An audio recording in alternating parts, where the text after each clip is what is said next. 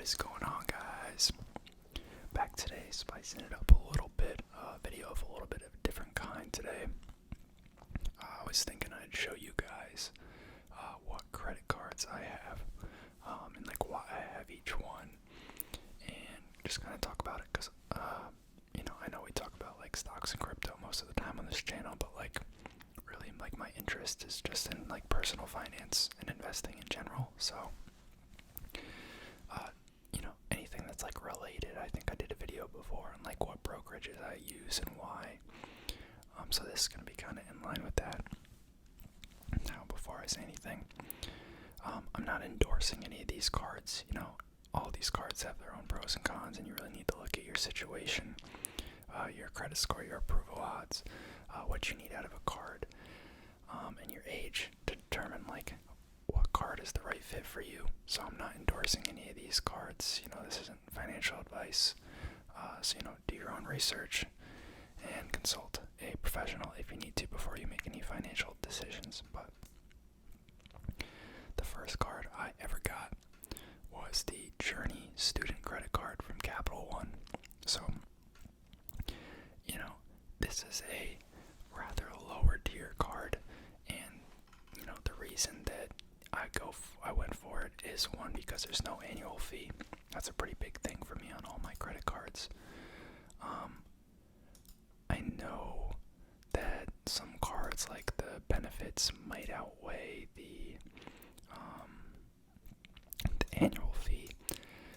Like a lot of I think the Amex cards have like very nice benefits that you get afforded, and maybe they have like a $95 annual fee, but depending on what your use case is for the card, it might be worth it for you. But because this is a lower tier card, it only gives 1.25% cash back. They say 1% cash back, but as long as you pay on time, you get an extra 0.25%. And obviously, I don't carry a balance. That's my opinion. You should never carry one. Costs you extra money, can hurt your credit. There's just really no reason, and you shouldn't be buying things that you can't afford, in my opinion. I don't think they had this promo when I signed up, so I don't think I have this. But it looks like right now they're running a promo that says you get a $60 streaming subscription credit, $5 for every 12 months when you pay on time.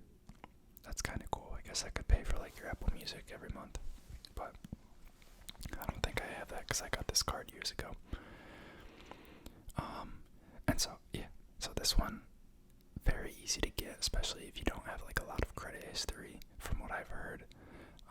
I'm not saying that you'll, definitely get it if you apply, but I had some income and some credit history from being an authorized user on my parents' credit cards, so I was able to obtain this card.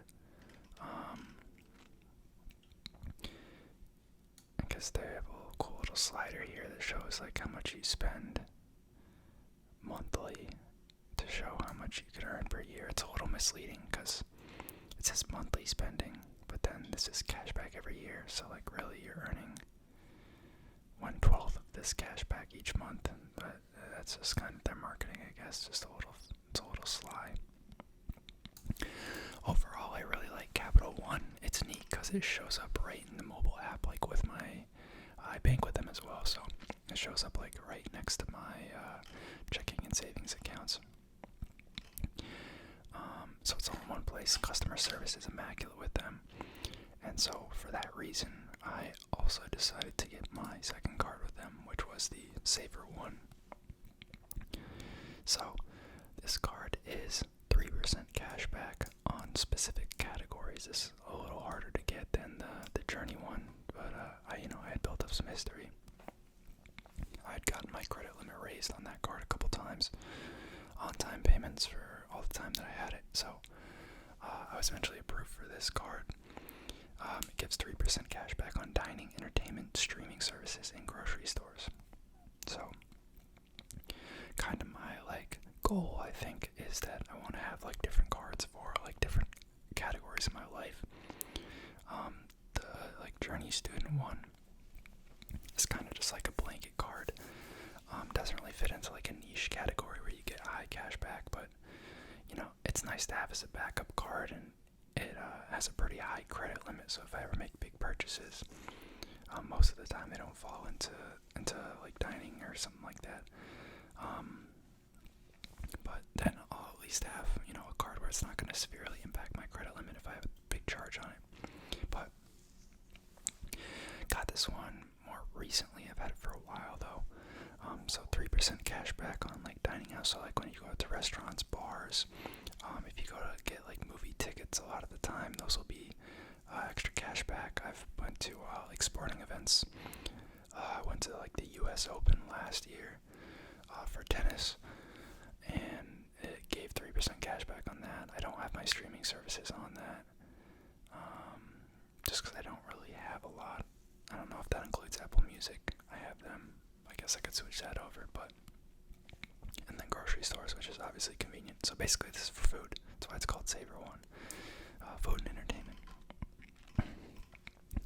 Again, no annual fee. I'm a big proponent of that. And obviously, this is still a Capital One card. You guys know I really like Capital One. Great customer service, great fraud alert. Love the app, very modern.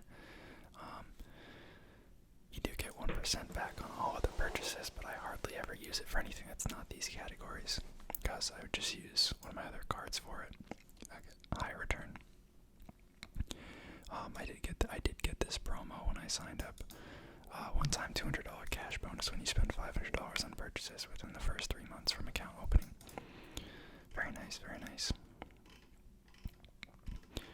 I don't really care too much about the APR. Like a lot of cards offer like introductory periods where like your APR is 0, or like they'll pay for the balance transfer. Just really couldn't matter any less to me.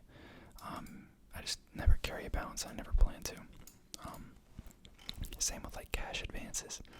I never intend to use a credit card to take out cash at an ATM. So I haven't looked into this too much, but there's like travel insurance and extended warranty, which is interesting. The nice thing with Capital One is also they have this like portal that you can go on to, and it gives like additional cash back at certain retailers, and there's like 100 of them to pick from. So like Apple, I'm pretty sure Apple, I've like always seen it on there for like the years I've had these cards. They've always been on there at 3% cash back. So it's nice you can get that without having to get the Apple card. You get 3% cash back as long as you pay through their portal. Like CVS, you get like 8% back. Like Adidas, I think I saw the other day, was like 12%. And that's across like either one of these Capital One cards, so that's kind of neat. Obviously it comes and goes, and there's no promises as to like what companies will be there, but VRBO, I booked a VRBO like last year. I think I went on one trip, and they gave me like 8% cash back on that, which was amazing, because Airbnb and VRBOs are not cheap.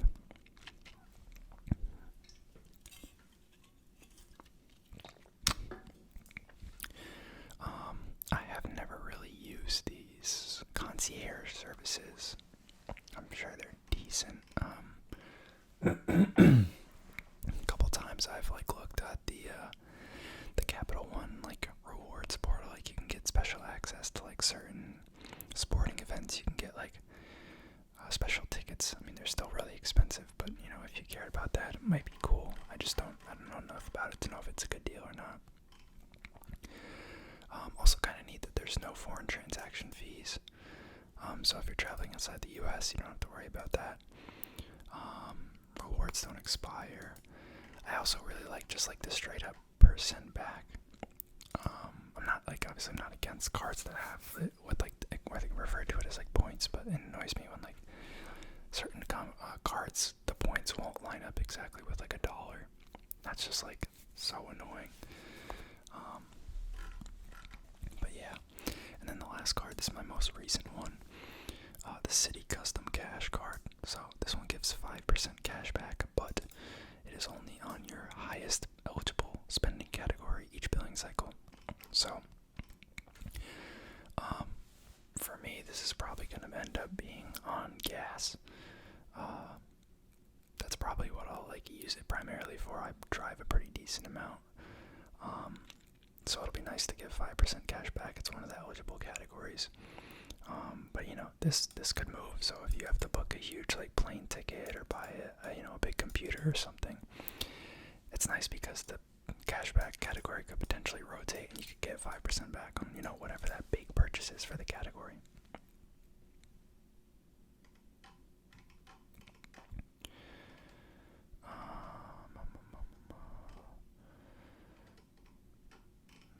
Yes, here's the balance transfer fee and APR stuff. I was talking about intro APR.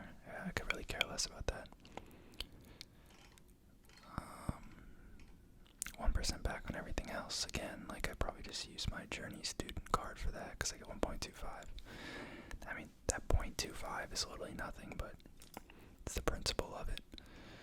So you can see the categories here. So restaurants, I could use this card instead of my Saver One, but I already have 3% back on Capital One, Saver One. So like, I'd rather reserve this for something else because like gas stations right now, I'm getting like 1.25%.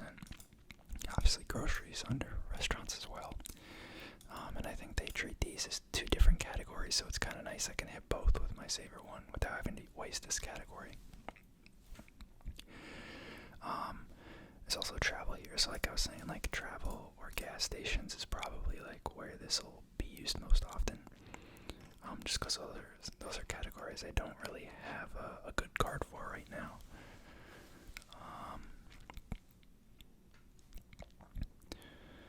I don't know if they granted me the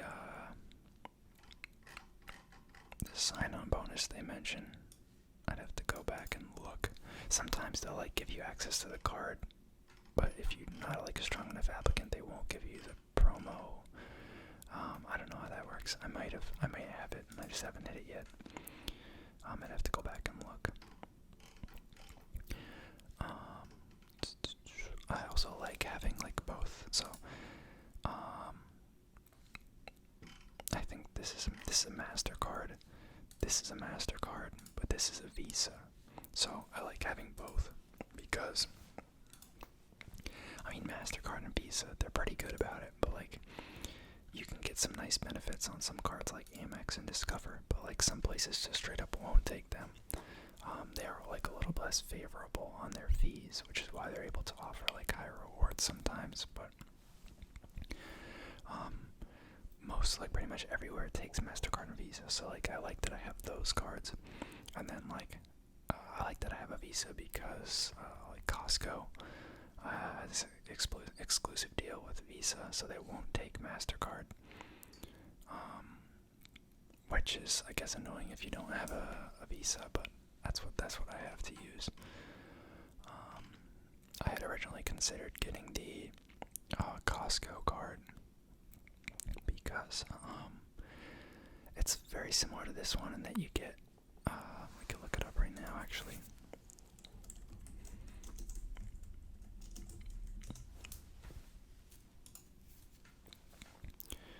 Also a city card. You get 4% back on gas, which is nice. And you also get 3% back on travel. Plus 2% back at Costco if you shop there a lot. I guess that matters, but this is the other one I was leaning towards because it kind of hit the same things. It hit the gas stations and it hit the eligible travel. But then I was like, oh, I already have 3% back on restaurants, so like I don't really need that. I don't shop a ton at Costco, so like that's cool, but it's not a deal breaker. It's just 2%. So then it came down to travel and gas, and the other one, like I don't travel that often. When I do, like that could be my category, but the other 11 months of the year, I'm gonna have zero travel purchases to like worry about, so that's kind of pointless. And the gas is 1% higher on the city card, so I said I'll get the city card and get the higher gas payout, and on the event I travel, that'll be my category for the month, you know. Plus, you know, I'm sharing a family member's Costco membership right now, but you need one to have this card. So if I ever lost access to that or they decided to stop buying it, I would have to go and pay for one. I still think it's a decent deal. It's like $60 a year, but that is kind of like a hidden annual fee. You can see they have no annual fee, but you have to have a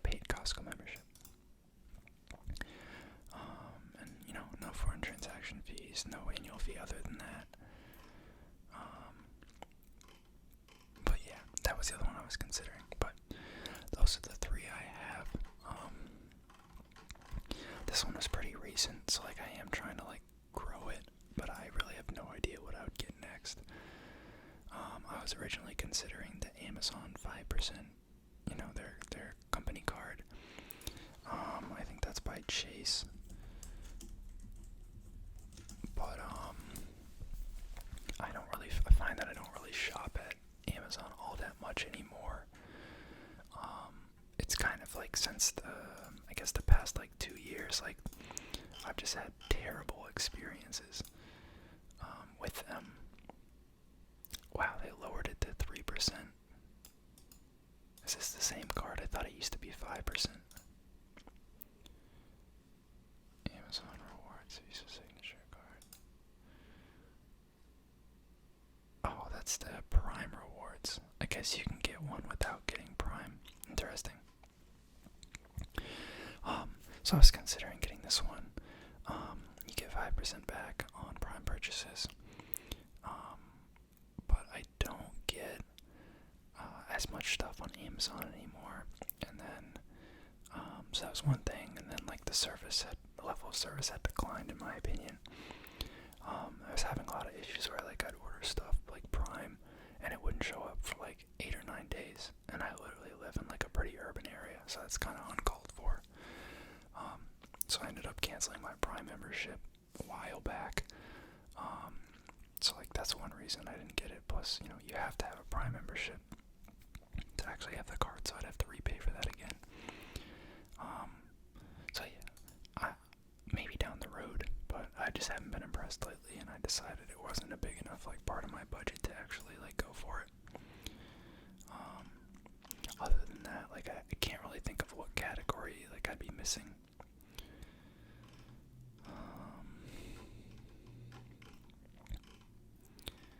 Yeah, I really can't think of anything.